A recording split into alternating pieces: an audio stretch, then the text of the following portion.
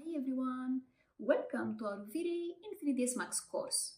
To follow these video tutorials, you don't need to have prior experience to V-Ray or 3ds Max, but let me highlight it that this course is only for 3D rendering, not for 3D modeling. By the end of this course, you will be able to produce beautiful photorealistic renderings no matter what your background is. I am Margarita Nikita. I am an architect and the co-founder of HiQ Renders, an award-winning design studio in San Francisco in California. Our clientele includes celebrity architects and interior designers Kerry Whitman, Fox Nayhem, Pedro Cicognani, with clients like President Barack Obama, Jessica Alba, Robert Downey Jr., Melanie Griffith, or Isabella Rossellini. I have also published books on 2D and 3D design, so my passion for creating 3D renderings is equal to my enthusiasm for teaching. That's why we're here now. I will show you the workflow I follow to create my renderings.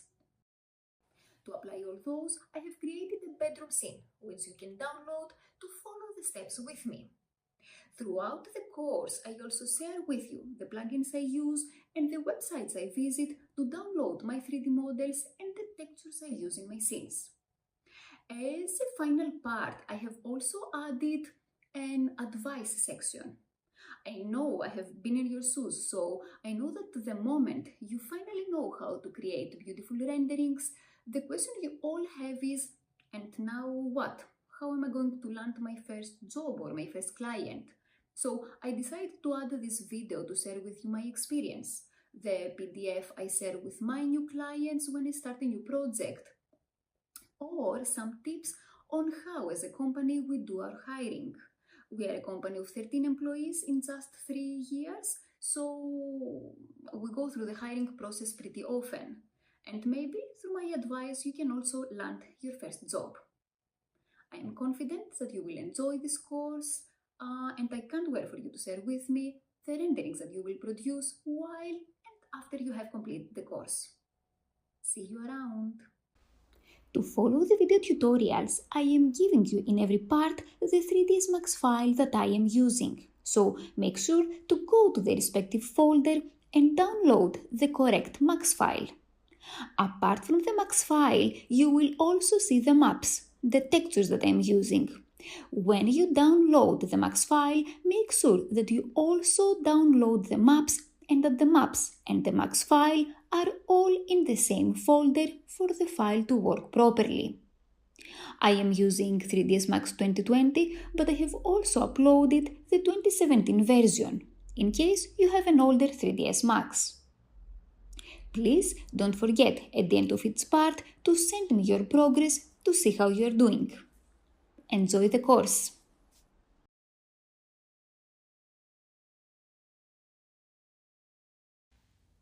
V-Ray is a plugin that can be used in several software like 3ds Max, SketchUp, Maya, and many more. In this course, we will explore how to use V-Ray in 3ds Max. If you haven't used 3ds Max before, it is important to first get familiar with its interface before getting into the rendering process. In this video, I will briefly go through the 3ds Max interface, but if this is your first experience with the software, then I advise you to start with the part Learn the Basics. When we open Autodesk 3ds Max 2020, a welcome screen appears. It is a set of slides designed to provide new users with basic information to help get started. We won't be needing this screen, so go to the bottom left corner of this dialog box and disable Show this welcome screen at startup. If you want to reopen the screen, go to the menu Help and select Welcome Screen. When we close the welcome screen, we see the 3ds Max interface. It consists of the following. Like in any software, we have the title bar and the menu bar. The title bar shows the name of the project and the version of the 3ds Max that we are using. Every new project is named by default Untitled, and we need to save the project to rename it. How do we save a project? Go to the menu bar and to the menu File and choose Save. The Save File As dialog box appears, type the name you want, let's say Test, and choose the destination folder. I will select my desktop and hit Save. This is the main toolbar and it provides quick access to some of the most commonly used commands in 3ds Max, like undo and redo, or to move, rotate or scale an object, and so on. On the right side, we have the command panel and we will be using this a lot. From this panel, we can create and modify elements. The first tab is the Create tab and the second one is the Modify tab. So from the Create menu, we can create geometry, shapes, the lighting of our scene, and we can place cameras. We will see everything in detail in the upcoming videos. Once we create something, we can go to the Modify tab to edit it. If we go to the bottom part of the interface, we have the status bar. On the left side, there is a two-line interface where we can create scripts and execute commands. Right next to it is the status line, which displays the number and type of objects selected.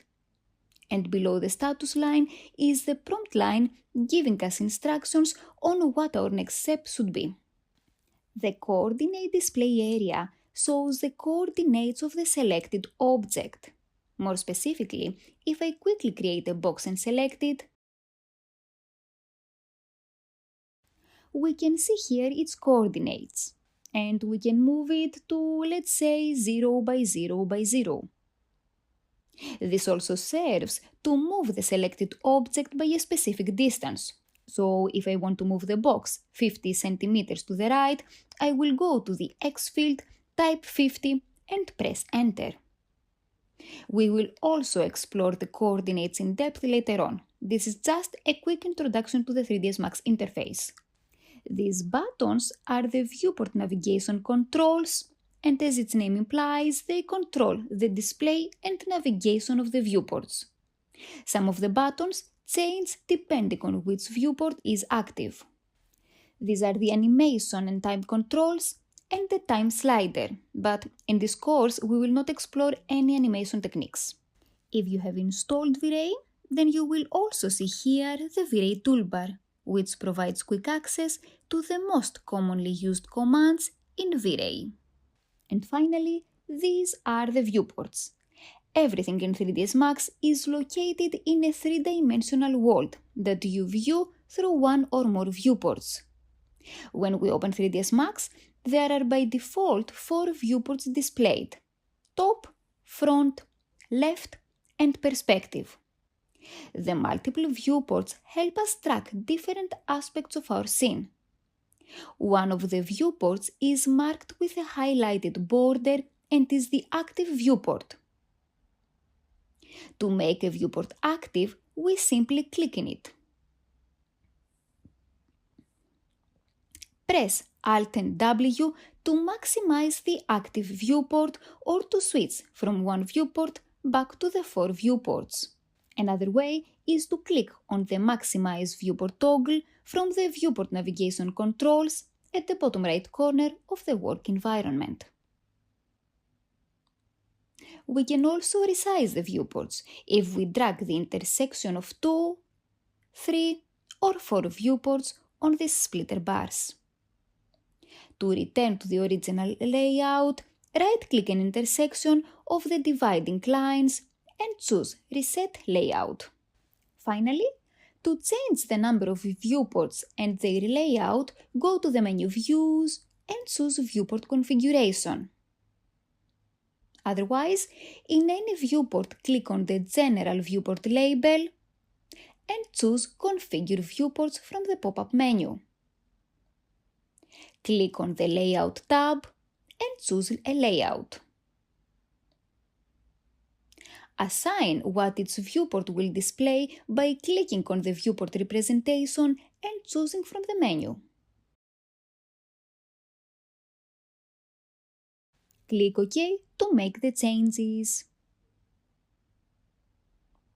As I said at the beginning of this video, if you are not familiar with 3ds Max and this is your first experience with the software, then I advise you to start with the part Learn the Basics. In that part, I go more into depth on the 3ds Max interface. We create some basic primitives so that you can get familiar with the create and modify commands and with the transformation commands. If you already know them, then you are ready to start rendering.